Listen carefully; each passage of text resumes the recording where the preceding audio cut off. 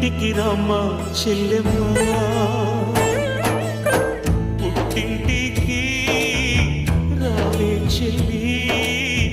పిలిచింది మన ఇంటి తల్లి